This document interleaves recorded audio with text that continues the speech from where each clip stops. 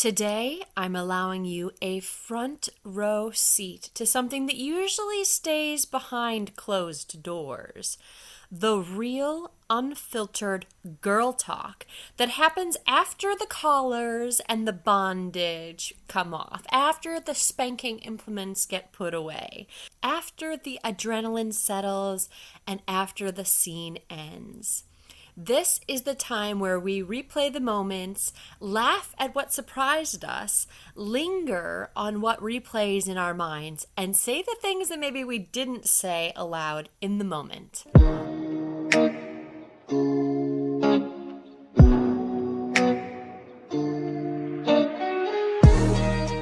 Hello, my pets, and welcome into The Dungeon, the podcast for submissives and their owners to learn, grow, be entertained, and to ultimately find empowerment in their lifestyle. I'm your host, Kat Nash, the Music City Dominatrix, and this episode is intimate. It's maybe a little chaotic, it's honest, and it's fun as fuck. This isn't a polished, scripted retelling of something that happened. I'm letting you into the private conversation of three femdoms having girl talk.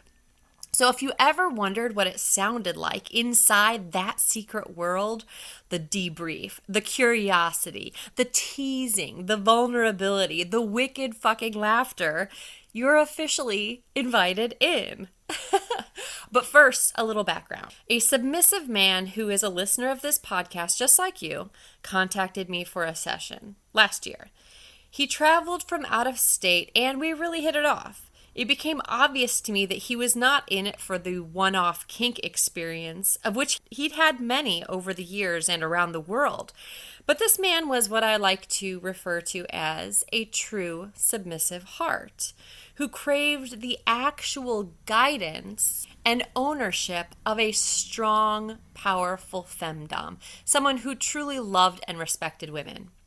One thing that may or may not be apparent about me from listening to this podcast is that when someone submits to me in devotion, it becomes my mission to improve their lives and to be the impetus for positive change when maybe their own personal motivation just wasn't cutting it.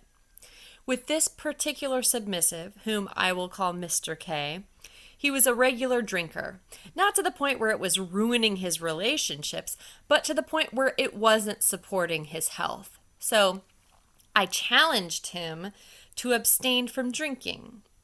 Over the months, he would go maybe a week or two and then succumb to his cravings, or he would beg for cheat days.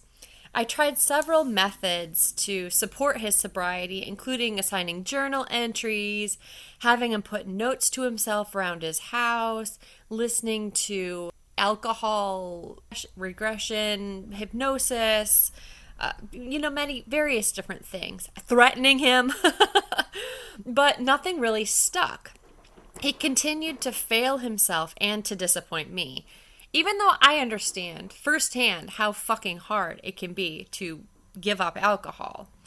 Until I had an idea for a scene that turned me on every single time I thought about it. A triple femdom scene.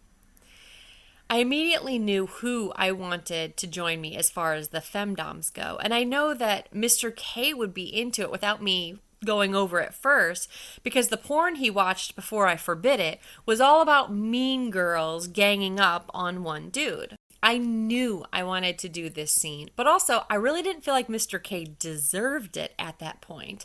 Yes, he traveled hundreds of miles a month to see me for a femdom experience every month, and he was really good at following commands, but he hadn't really proven his worth of such an amazing, hot, once-in-a-million lifetime type scene like I was formulating in my head. Nah, he had to earn it. So I told him that if he could go 2 months without a drop of alcohol, I would reward him with a very, very special session. And the only clue that I gave was that it was really fucking hot, and the thought of it turned me on. Now, This proved to be just the motivation Mr. K needed to sober the fuck up. He installed cameras in his house and gave me the access codes so that he was always 100% of the time accountable. And he fucking did it. He made it through November and December, the holidays, probably the hardest time of the year to quit drinking. He was supposed to fly down for his special session in January as a reward, but the weather canceled the flights. So on to February. But February, I couldn't align my schedule with my Femdom girlfriends. So finally, in March, a full 4.5 months of staying sober, Mr. K finally got his surprise. So grab your popcorn, my pets. Let's talk about what happened. So joining me today are Ms. Scarlett and Fallon, or Scarlett, and on Fetlife, that is Quilt Lover and PhantasmOrgasm.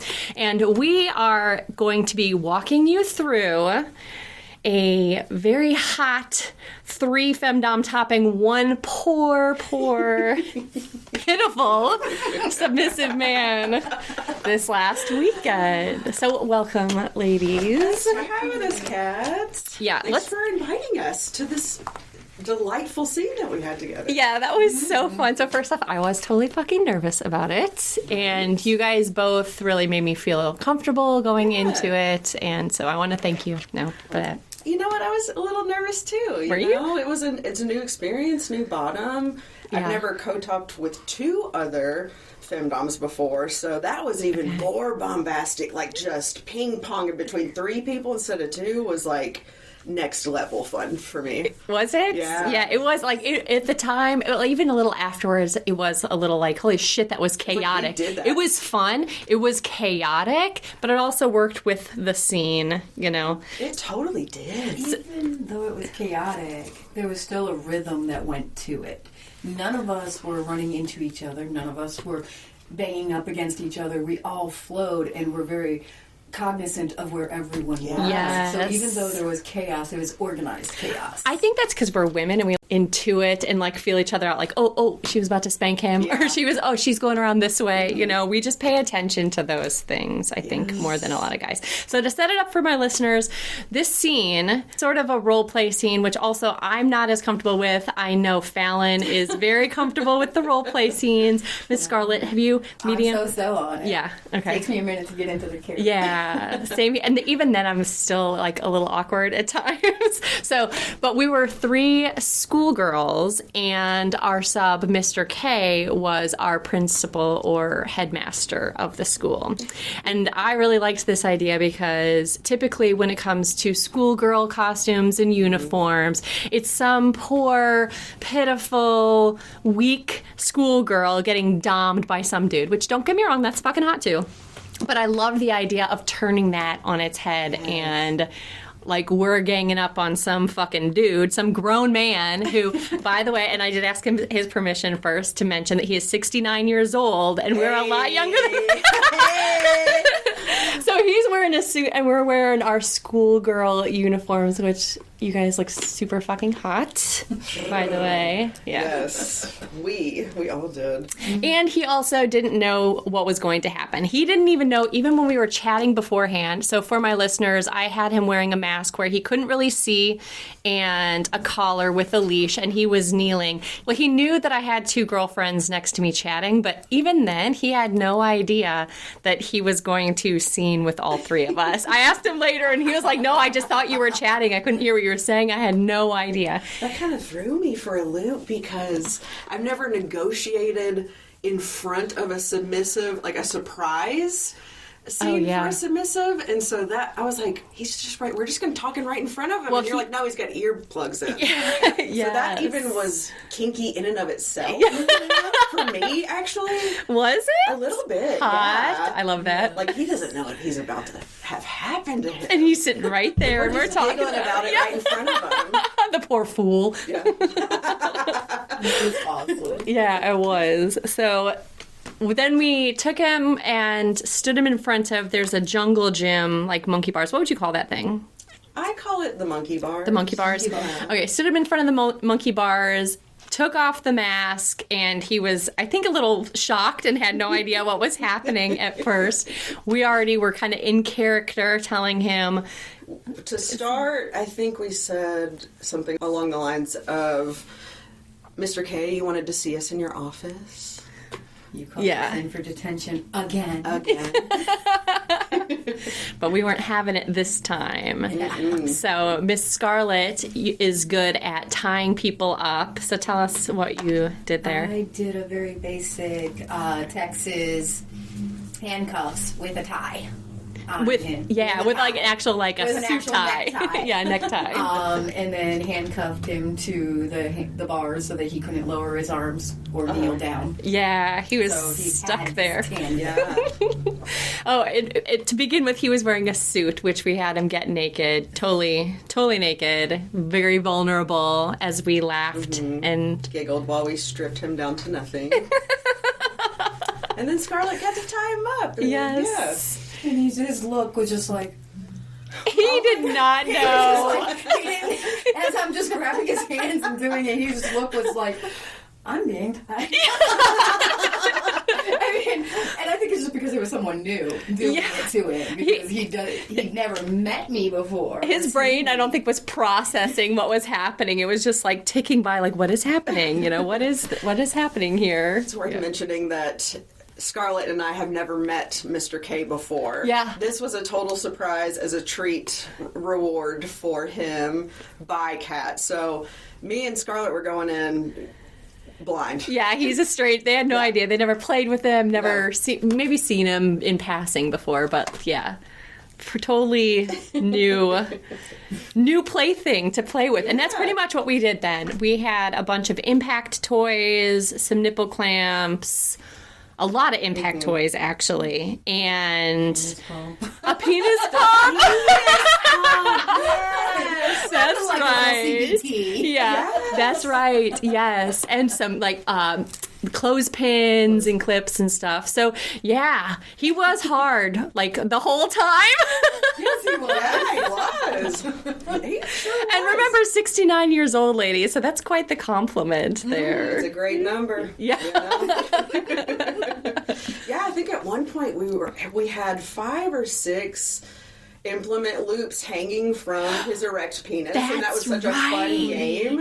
Yeah, 6. Them off. Yeah, and then smacking them off. That's quite a bit of weight too. It was because And he held it good. Yeah. I mean, he was, Strong. Yep, he sure was. The cock push-ups. Okay,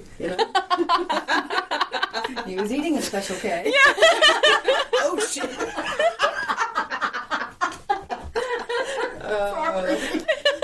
That was good. Yes. That's right. Okay, so we were beating his ass. We hung spanking implements on his penis. We got up to 6, which is really freaking impressive, especially because one of them was the chain. It was like a bike chain, a heavy bike chain. And he could have probably gone for a little bit more. Probably. But we ran out of toys that would hang. Well, it's the truth.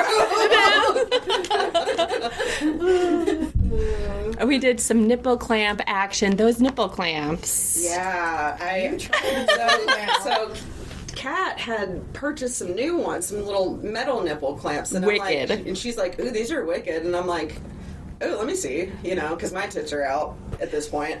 And she puts it on me, and it felt like Zeus himself sent a lightning bolt down and hit me directly in the nipple because they were so tight. Yeah. And Mr. K kept both of them on his own nipples for, what do we count to? 20 seconds, but we started over at one point, That's why I think. I'm putting it. Yeah, He was ordered to do 10, but you didn't let him start the count until he calmed down. Which he never really fully calmed down to my liking, but He did stop. you were there. You felt so bad for him. You're like counting down. Come on. For me, it was like, okay, look at that look. I might have a little bit of a soft side, even though I'll hit you, I'll hurt you, but do no harm. Do no harm. I'll put you in pain, but do no harm. But the look, I was just like, he's suffering today. That was my thought. Just he handled everything we handled. He handled the tic-tac-toe on both butt cheeks. Yeah. Oh, yeah, we got to get into that and talk about it. But, yeah. He handled so much. Yeah. And I was just like... The teasing and taunting, not the least of it either. Yeah. Yeah. Yeah, and he was a softie. You are. And he no, wasn't. that's sweet now. The entire time, he was not a softie. He was hard. He was all over it, Like the whole time. Yeah. No, you bring up an interesting point, though. So beforehand, we talked about, like, oh, what characters are we going to play, or how are we going to play this out? And we didn't really come up with anything except maybe, like, Mean Girls. But in retrospect, we each sort of fell into the category sensual play. Miss Scarlett is big on sensual play. Fallon was sexual, tits out, ass out, teasing him sexually, which I am sure if he were allowed to jerk off, he would be thinking about a lot of the shit that you did and said. And no, you're not allowed, Mr. K, if you're listening to this. He knows better than, and he will probably listen to this several times. Over and over. Yes. And over. Yeah, and then I feel like I'm the more sadistic one. Yeah. So we each sort of fell into our own natural, innate, authentic roles without even trying to do it, and they were different, but all worked so well together, Yes. which I thought that was pretty fucking cool. It was fucking cool. Yeah. Yeah. So the tic-tac-toe. So for my listeners, I have this implement that I bought from a local, I think I bought it. What was the name of that? Beatings on a Dime? I think I did get it from Beatings on a Dime. They make really creative impact toys and other toys. And very affordable and very unique. Please go check him out. He's the nicest person. Yeah. Beatings on a Dime. Yeah, it is really awesome. But this one is, like a meat mallet or something. I don't know what it's originally for, but it has these little metal studs, Eggs. something, in an X on one side and an O on the other. So we drew a tic-tac-toe board on Mr. K and played 2 rounds of tic-tac-toe on his ass. Yeah. On Each butt cheek. Yeah. That was fun. It was really You'd fun. get one hit, and then someone would mark the spot. And remember Yes. where we hit. Yes. And also we were writing all over him at various... Yeah. I didn't ask him about that, what he felt about that one. I think I wrote butt slut. You wrote butt slut all down his side, for sure. Oh, one of my favorite parts, though, was when we dropped something and we encouraged... And we encouraged him to pick it up with his butt. Now, when we encouraged that, I didn't really think he was going to try. And he sure as hell did. Crouch down. He did. Yeah. He got closer than you would think. So Mr. K is pretty tall. He's probably like, 6'4", maybe? Yeah, I would say, yeah. And what we call the monkey bars are like a half circle. And then probably about They're like 5 feet. 5 foot high. Yeah. And I so can tell you exactly how tall they are. And, 5 feet. yeah, and Scarlett had him tied up, and so when we dropped the marker or whatever it was, Yeah.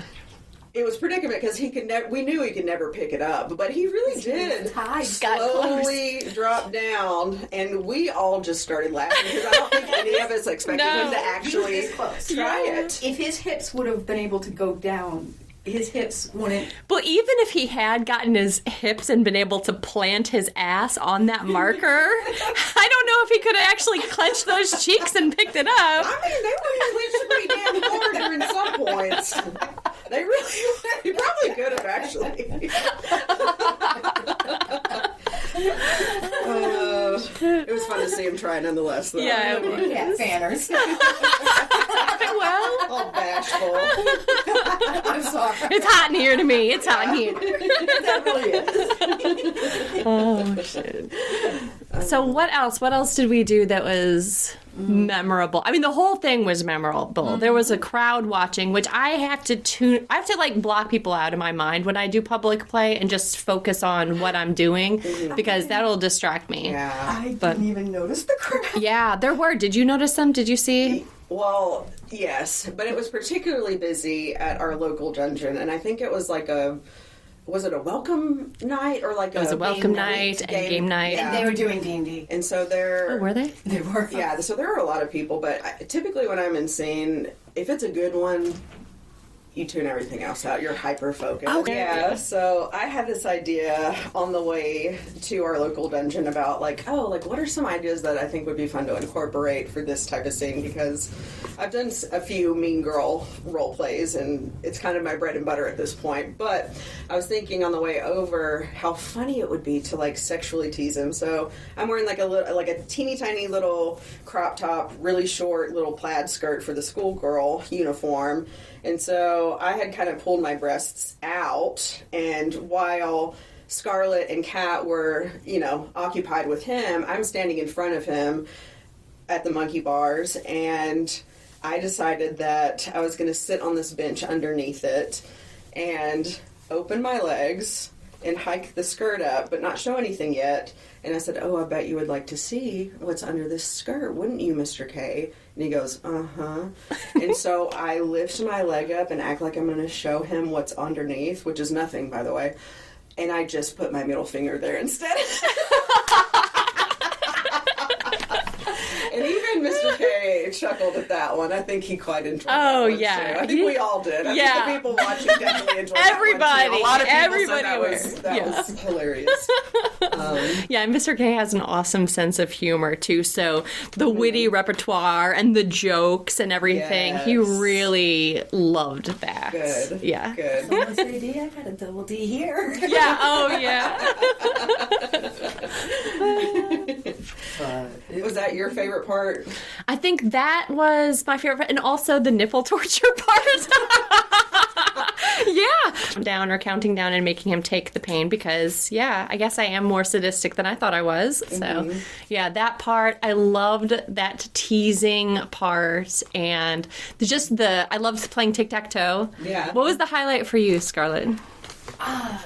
Being very honest, being able to play with two other femdoms that I could actually play off of, that I didn't have to think, what do I want to do? I watched and went, I can jump in on this, and then I would kick it up a notch. Yeah. And instead of me, I don't always come up with ideas, but if you give me an idea, I sure can run with it. So. Yeah, and you did a lot of sensual play, like rubbing the whips and the floggers around his back, and that's something that I don't often really think to do much, because I guess I am the fucking sadist, because I'm the mean one, but it really makes it more intense for the bottom when you incorporate that into it more. I think that has to do with a lot that I'm still fairly new. And I started out with my first scene being a massage. Oh, yeah. And then progressing up, then the next one was sensual. Then the next one was sensual with impact. Then the next one was sensual, and we just kept going. And so that's how your foundation. How I came up. And I'm just a very touchy person to begin with. If you guys are standing next to me, I'll rub your arms, I'll scratch your back, because if you're standing next to me and you're close enough that I feel comfortable with you, I'm going to touch you. Yeah. If you've given me consent at some point. Yeah. Not that I do that without consent. Let's make that very clear. I don't touch without consent. Yeah. But that's just my nature. Yeah. So do you think that physical touch is your love language? Oh, definitely. Right on. Yeah, 100%. Yeah, it comes through in your sessions. That's cool. Yeah. What was your highlight, Fallon? I loved the whole thing, but I would have to say, obviously, co-topping with you guys. That is my favorite thing in the entire world. Just getting to be with other strong femmes, it just kind of rejuvenates me, fills my cup. I feel energetic afterwards. Yes. You know what I mean? Like, which was surprising. Like, on the way home, I was like listening to the music. I'm like, my girls, Yes. So that is always the number one. But I think specific to this scene, and I hope you don't mind me talking about this, but in preparation when Kat had reached out, I may have bombarded her with a million questions that maybe I shouldn't have asked, but I am a type A planner. I like every detail to be planned. And she's like, you know what? I have a lot to think about. And then she decided, no, we're going in without a real plan other than schoolgirl, mean girl role play. And how good it turned out with almost no planning. Yeah. surprised me, and what I love about that is it gives us all opportunities to be creative on the fly and impress ourselves. Like some of the one-liners, I'm like, how did I even think of that? You were on. I'm like, how, but it was so rewarding, and I'm so glad that you didn't let me overwhelm you with my type A planning, like 8 million questions, because it showed me that, like, you just trust your instinct, and it's going to be great. Yeah. It doesn't, every single detail doesn't have to be planned I out all love the that. time. Yeah. I think the cock balance beam of implements was also very fun to see. That was super fun. But on the note of the planning thing, I'm not a planner. However, I would love, if you're open to it, to have you on this podcast again in the future and talk about what you do to plan, like how you typically plan. Because that's not something that I ever do, except maybe like a brief, like this is going to be the intro. It's going to be, like super, super brief. And even then, I usually don't do that. So I would love to have you back on to talk about your process. Yeah, right? It's kind of interesting how that's become my thing. I never got into kink. Mind you, I've only been in kink in this scene and community for a year. And crazy. So, you would never guess that. But from either one of you with the way you play. I know. You were watching I me. saw you, your first scene, Impact Top scene. She came I was in there that night. the first time I ever topped Wow. with Impact. And I was with my mentor, Christine, and her submissive, John, and I heard somebody just cackling. We know who that is. Because we were in the back, me and my mentor and her submissive were in the back left bay at our dungeon, but I'm like, she's having fun. I want to see what she's doing over here. And she's got a rolling cart, and I'm not even kidding, there were probably 40 implements on it, okay? And I was like, that sounds fun. And you were so sweet because I was so new, and now I would have never interrupted your scene by asking that. But it was like particularly dead. And I just and you were so sweet and you were having so much fun. And I just loved the cackle. Yes. There is something that is so healing about another Femdom's diabolical cackle that breathes life into my body and soul. And so your giggling and enjoyment in what you were doing, I would have never known that it was your first time. Yeah, and I, by the way, did not mind you interrupting because I love educating. Mm-hmm. And before I ever have topped or ever done anything, I have researched and how do you do this safe? How do you do this? Where do you hit? Where do you don't hit? What do you use? How do you use this? Mm-hmm. And I'm a firm believer in you buy the whole instrument, use the whole instrument, no matter what instrument it is. And so for me, that was a lot of fun. Yeah. No, I can tell. That's why I was like, hey, what's going on over here? And to even say, oh, look, I'm using this. This is fluffy. It's got this sensual side. It's got these little spikes back here. It's got a big wooden handle that you can use. Mm-hmm. And I enjoy educating because to me, if you interact with me, you're just now part of my scene. Come on. And I am like that. Most people are not like that, Joe. I roll with it right on. I'm not... you said about your planning. When you sent that list, my heart dropped, and I went, I'm so bad. Don't feel bad. No, this is just things that I think of when I'm... But what's so beautiful about that? And when you're on that podcast, I want to hear that because it is so opposite of me that I can learn from that. Yep. Yeah. And because I bet I could take my scenes to a whole new level if I did add a little planning. Or even just try it out sometime to see what it's like. Like she did this time by winging it. Yeah, and it still was amazing. Yeah. Don't even, that. Yeah, don't feel bad. It's push. We're all at our spot, and pushing our boundaries is good. Or learning and growing. Yeah. Yes. Yeah. That cackle that you're talking about, Scarlett's cackle. Yeah, the scene that I did at the Mark with the two guys. I have a podcast episode about it, and I don't remember the name of it, but it's two guys tied together naked, and I beat them. I said I get in my own world when I'm sessioning and don't pay attention to anyone around me. The exception was hearing that cackle one time. Yeah. And I look up and she's standing there like big-eyed, excited, like loving what I was doing. That was so cute. That was so cute. And I did love it. And that's when that scene made me have to go, oh my God, I really am a sadist. I have to own it. I can't deny it anymore. What's funny is I've still been denying it this whole time, and you guys just kind of made me be like, maybe not. Maybe you fucking are a little bit. Nothing wrong with it, because being a sadist means that you're bringing them enjoyment with the pain.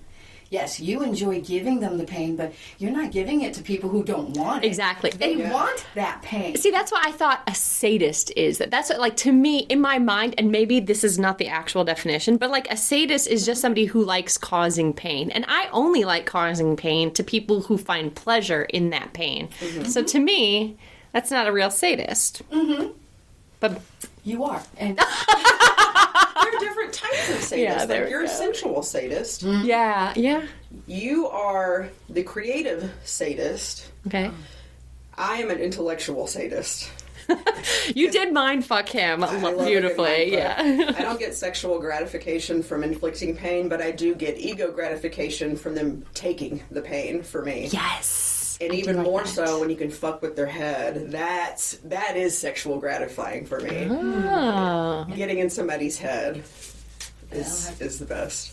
That I'm gonna have to think about, because like that whole scene, even though it was very intimate and very intense and pain and sensual, for me was not sexual. Did nothing sexually for me at all. But did I love doing it? Yes. Did it fill a cup? Yes. And so even in that sense, we can be very different too. Mm-hmm. Yeah, absolutely. You know? Did it turn you on, Fallon? The scene? Yeah. Why wouldn't it? Well, because first, like as Scarlett just said, I'm a slut. Okay. Of course it turned me on. I loved it. I feel like I don't know. I think it's more so just the energy. Like, not even necessarily what we're doing in the scene. Because, like, how many times have we all smacked somebody up? You know what I mean? Like, we do that given every week, probably. But feeding off of you two, who I'm friends with, and a new-to-me partner, which, by the way, Mr. K's a very handsome guy. And he took a lot of stuff very well. Yeah, he's awesome. Very respectful. He is very respectful. I love a sweetie bottom. And I've love fucking with their head, you know. But yes, it was very much a turn on. You smacked my tits up a little bit, too. Not as much as I wanted to. Okay. Well, we can talk about that later. Just not those clamps that you put on him, because those All are... right. Get the clothespins instead. All right. What about you? Yeah, no, it really turned me on because, first off, it felt very successful. I was nervous about it, but, I did it anyway. And I think what you just said mirrors exactly how I feel. Feeding off the energy and sharing energy with badass, sexy women was just, it was hot. It was hot. And also then, like you said, having a sweet little submissive take pain from me is always a pleasure for me, but doing it with other women, it was very, very, very hot. It was surprisingly, it was more hot than I thought it would be. So, yeah. I loved it. Yeah, it does do that. It definitely gave me a lot of energy. Yeah. And it really carried me over throughout many other things, and I'm just so grateful. That level of energetic exchange, to me personally, is far more satisfying than any sexual inclination or urge. Like, that feeds my soul. And stuff with women. Yes. Yeah. Gay shit. More sapphic things. She said gay shit. Yeah. And what's interesting to me is a lot of times after I session, especially in a public place, because I'm feeling like everybody's energy, even if I'm not in connection with it, I'm drained for days typically when I go to the market. And like you said, this time I wasn't. A top drop. Yeah, no. That was crazy. Did you? Yeah. Yesterday I had drop, and it was Was it drop or because you kicked ass on Saturday as well and did a bunch of stuff? I don't know, but I do know that there was definitely a drop. So, but the scene was definitely the type that would make me go way higher than what I normally would. So, what does drop look like for you? Top drop. Since I recognize it fairly quickly, I get more emotional. I want to bring my people in closer to me. I want to do things that bring me peace, and just so I don't keep slipping down. So, it's sort of like just coming, like you finish. Is it like crashing, like you plateau and you're riding so high, and then it's just like you just come off of a ride, and then you're like, the ride's done, and you're a little sad because the ride is done. And you're standing there with your cotton candy, and you're like, I ate the chocolate, and now the chocolate's gone, but I want more. So, I mean, but for me, I do get dropped fairly. For me, I do get dropped, and it's something I'm very familiar with, and so I just set things up to make sure that I don't go down too far. So. It makes me wonder how often I get it and just don't recognize it, you know, because I see myself as moody so much. And I know now that a lot of that has to do with the times of the month and the hormones that are going through me, and can recognize that. But how much on a different scale am I getting drop? And just not even realizing it. Being like, oh, I don't have any energy today, or why I'm so fucking grumpy today, or I feel like shit, you know? And just don't even associate it with what's going on. Yeah. And sometimes it can sneak up on you, too, because it doesn't happen necessarily the day after. You might still be riding that high. I can remember the first time I got Dom high. I was riding high for days. Just like, yes. And then all of a sudden I went whoosh. And I was like, oh, wow, what is this? And it actually took someone else to tell me that you do realize you just did an intensive scene 2 to 3 days ago. It's good that you had somebody point that out to you in the very beginning then, so it helps you to recognize it. I'm going to start paying more attention to that, so thank you. Yeah, it's just, but you know what? If you know it's coming, you can ward it off. Yeah. And you can put things in that you know that you enjoy. Read a good book. Crochet. Dildos. Yeah, that's what She said put something in. That's what she said. Whatever it takes. Oh, awesome. All right, well, I think on that note, does anybody have anything else that they want to add, or what did they... Yes. I want to know what Mr. K's thoughts and feelings were about everything, his takeaways. So, actually... What he didn't, what he would change for next time. Those are 3 questions I always ask. Oh, I'm glad that you asked that, because I have requested that he do a whole write-up on his complete experience, walking it through beginning to end from his perspective and his thoughts on it. So I will hopefully be creating another podcast soon in which I read that off for it. Yeah. I love homework. Yeah. Well, not assigned from him, but assigned to him. Yes. Yeah. Oh, I would love that. Yeah. So you're going to get your wish then. Yeah. Exactly.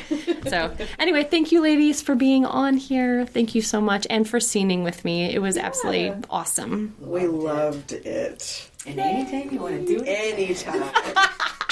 Yes, I'm still flying that. Are you? Poor lucky victim. Poor unfortunate souls. Yes. Poor unfortunate souls.